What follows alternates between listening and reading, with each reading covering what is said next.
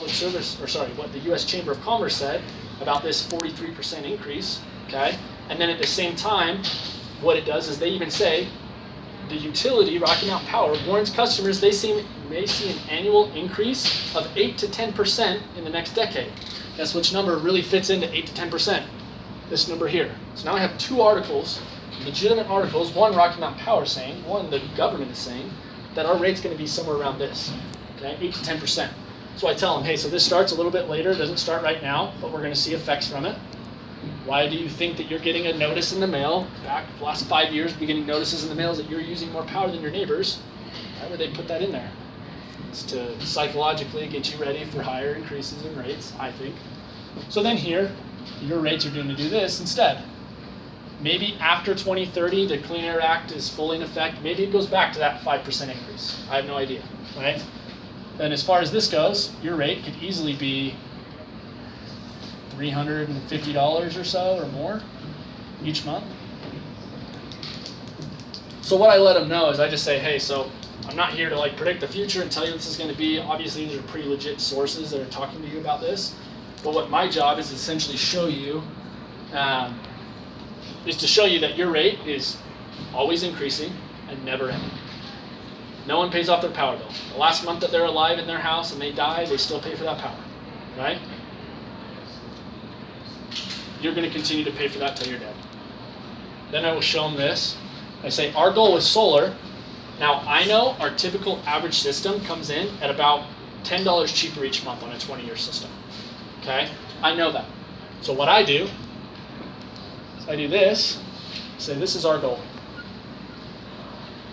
It's basically to do what you did, X amount of years ago when you moved into your house, you decided on what the value of that house was, and then you financed it for that period.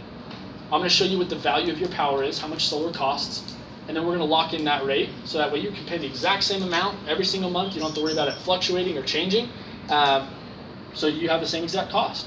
Now, if your power changes, you can then add panels down the road. Hopefully you don't have to take any away because we're going to account for that. But as far as it goes moving forward, you're going to become more efficient, or hopefully you're going to use less energy than more, okay? So then what this shows is that your rate stays the exact same, then goes away. Great, awesome, sounds good. They love it, right? And right there at that point, I haven't even talked to them about cost. I say, I don't know if this is where your rate's at, but typically it's a little bit more expensive. So then when I come in and say, hey, your bill's $90, they're like jacked about it, right? Because they were expecting 115, okay? So I show them that. And then how this usually actually works out is that this 115 is what they typically pay if they don't get any of the tax credits. So I get them to commit to like, this is awesome. And then I get them to commit to that. If it's cheaper, then it's more awesome. If it stays the same, they already said it's awesome. Okay? What's up, Ryan? What's up, guys? How are you? Good, dude. Just going through a presentation. Brady White's going to be a closer up in Ogden. Awesome. He's going to come in the new rep training, so I just wanted to Great. let him Feel free hang to out sit with in you a guys. little bit, man. Okay. What was your name again? Brady. Brady. Okay, I'm You John. working up in Ogden? Yeah, I'll be up in Ogden. Awesome, you'll be with me, man. Oh, nice. Yeah, What's your Brandon, name? this is Brandon. Brandon, nice to meet you. This is who I was talking about earlier, so Okay. he's a killer. Good. Cool. Awesome. So I'm going to go through the rest. I'm just going through a presentation Yeah. for these guys on the closing side. So a little bit's going to go over your head, but it's good information. So I let them know this. So obviously they understand how this works, right? And then right here at this point, I say, so which one would you rather pay? Would you rather do this one or would you rather do this one? That goes away. And they're like, oh, well, it makes sense. I'd probably do that one. Okay, great. Is there any reason why you wouldn't do it? Why would you not do it? I let them tell me. I've honestly had people where they're like, oh, well, yeah, but it costs too much out of pocket. I say, actually, so this is everything entailed. There's nothing out of pocket. You start here and you continue on here. If that's how it's set up, just to keep it simple, is there any reason why you wouldn't do it?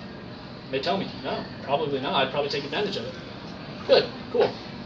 Give me, 20 more minutes and you'll be signing paperwork. Okay? Yeah. That's how it works. So essentially, I let them know what's going to happen, and then I go through. More of like the qualification side. I come back to some of this stuff, the financing, the tax credits. Okay. So then after I get that kind of verbal, like, yeah, I understand how this works. The other part of it, we want people to understand this so well that they can teach somebody else. Yeah. A lot of the times, I sit down with just a spouse, and I don't like doing that. I would rather sit down with both. And if I feel like they are the decision maker, I'll do it with them then. And I say, hey, so your wife's going to come in here, or your husband, or whoever. They're going to come in, and they're going to think like you did at the beginning. It's your job to teach them and educate them so that now they're at the state of mind that you're in right now. It's important to help them realize their state of mind change. But anyways, so as we go through this, then I write down here, I still haven't even showed them their numbers, right? They don't know what the total system costs. They don't even know if this is their payment. I don't know if it's their payment. I'm just like, yeah, cool, okay? So then at this point, I write down reasons to go solar now.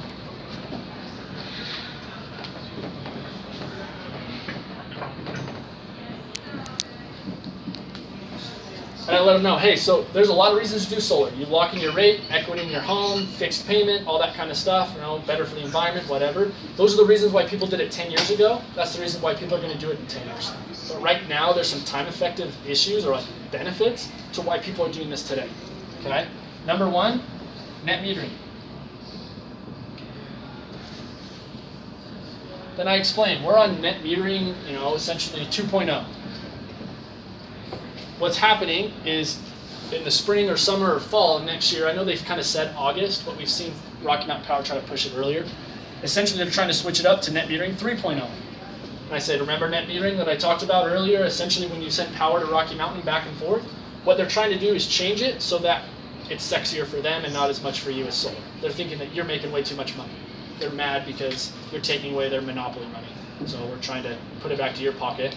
But essentially, if you were to sign up for net metering now and work with solar with me, you're guaranteed this is grandfathered, essentially because the bill that Rocky Mountain proposed on December 9th of 2016, they said that all the current net metering are going to be grandfathered in, okay?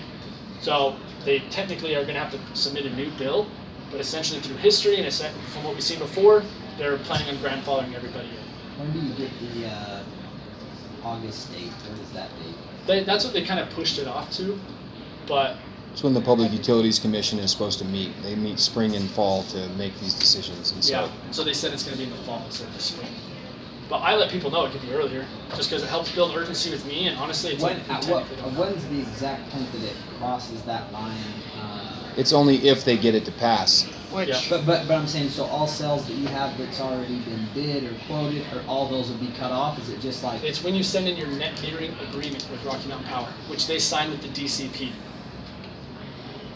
So that happens how far before the installation? Is that... That happens with me that day when I close. When the sale. So what they sign on right then and there is what they agree on and is what they're going to get charged at. Exactly. Okay. So if the numbers make sense right there.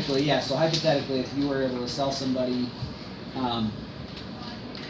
let's just say, today, and then tomorrow, say move that quote up. Yeah, never exactly. They're They're good. Tomorrow. Those people that signed Are good. are good. Yep, because we sent it to their email that day. That's what we do as far as the company does. So that and where do they send that to? They send it to Rocky Mountain Power, the net metering agreement to Rocky Mountain. Rocky Mountain Power after they sign, and a lot of those that sign don't technically go through. Yeah, it's true. Yeah, you can that's cancel fine. or whatever. But it doesn't really matter if it does get signed, goes in. But it has a specification on the system that we sent in.